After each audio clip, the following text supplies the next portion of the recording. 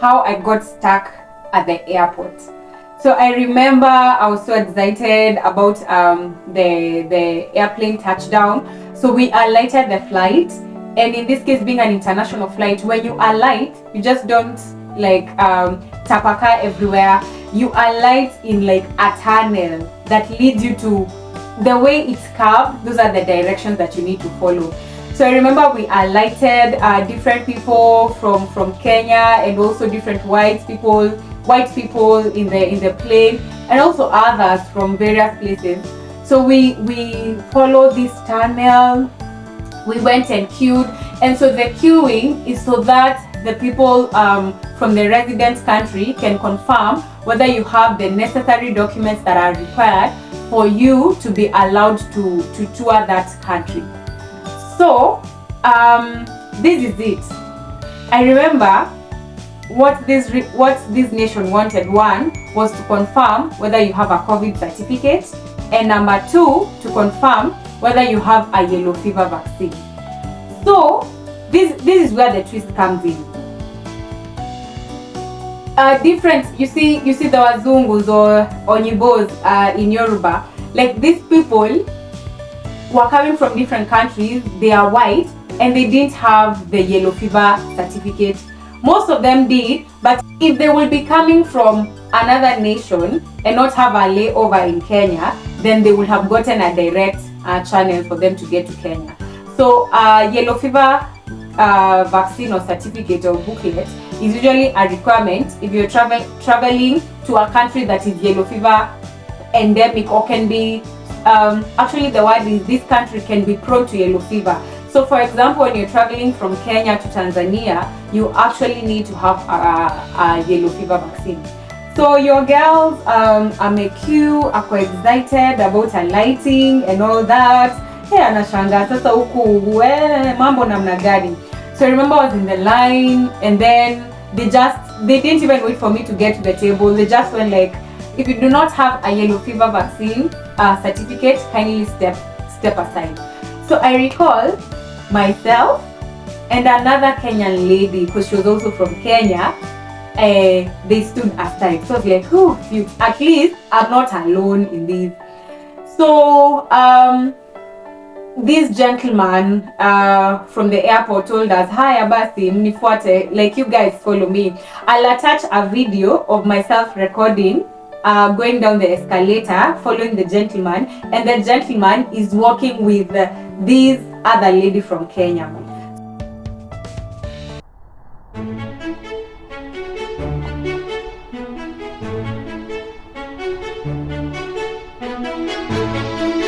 They took us to a clinic in the airport, like a room, but just within the area that we've alighted. So we got in there and they told us, samahani dada yangu, hatuwezi kuachilia kama una yellow fever vaccine certificate and all that. And also we were trying to communicate in English. So, and then, oh my God, I remember for a moment I really felt like, guys, sasa hizi ni gani? What is this? And I remember they had stuck the rates of the vaccine on the wall. And my friend, I'm telling you, the yellow fever vaccine was $60. Imagine, 60 USD. So I'm here, I've just arrived. I'm so excited, like from all the excitement. And then the phone can't go through. You're in a new nation, so there's no network. Safaricom yako haishiki huko ama Telcom ama Airtel. It actually gives you a pop-up message that this is Vodacom. Welcome to Tanzania. You're using Vodacom. Like Vodacom is a resident. Sijui zinaitwa aje, but yes, that one. So I remember we got in with this lady, and then they told us yellow fever vaccine ni $60. I mean $60, so you can pay for it, and then tutakupeleka mahali udungwe, and then we give you the certificate. So let me tell you, my friend, by this time I'm all alone. Like it was my first travel. I'm by myself. No one was accompanying me. So this lady, actually this other Kenyan lady, you'll see her, she's in some light pink. she was not by herself. She had a mzungu. And my friend, like, the lady went outside, called this man, like the man that they had come with together from Kenya, and he just came and put $100 on the table. Hey, so yeye akapeana $100 yake na wakatoka. So yeye alienda kudungwa and then apewa certificate and that's it. My friend, nimewachwa sasa. Simu hazingi. Mimi mwenyewe sina pesa because I did not convert my money at the airport because there was no money to convert in the first place.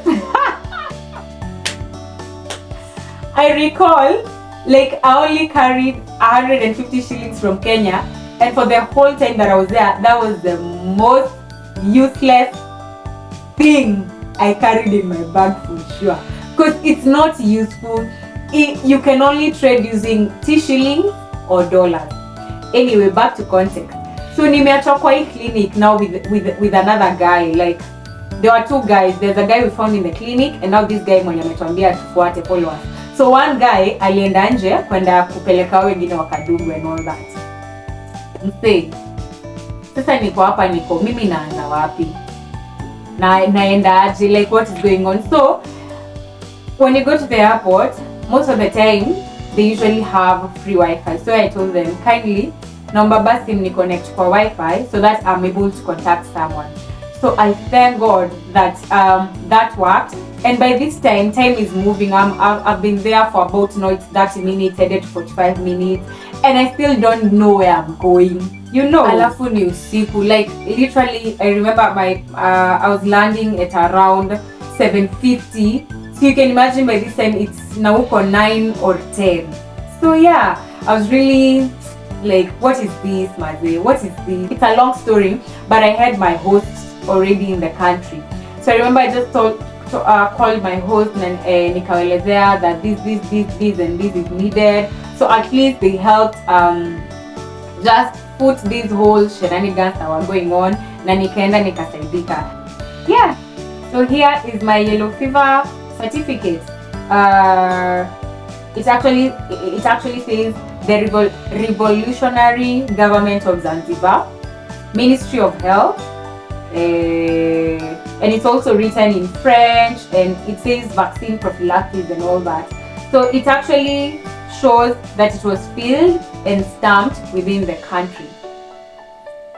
Now, what did I learn from that little time that I was in the clinic? Inside there, I'm stuck in a new nation and I don't know what I'm supposed to do. So this is it. Number one, before you travel to a new country, always get to find out the requirements or the legal documents that you need to have as you travel to that nation, medically and any other way. Like, for example, a passport, a visa, the COVID-19 certificate, it's from this day forward is going to be useful and all that. Always do your due diligence and find out the countries that require you to have particular documents so that you don't get stuck at the airport like myself, and probably the networks are not going through you in a new country. Yeah, and to save you the hassle. So always do your due diligence. Do your due diligence to know what are the requirements.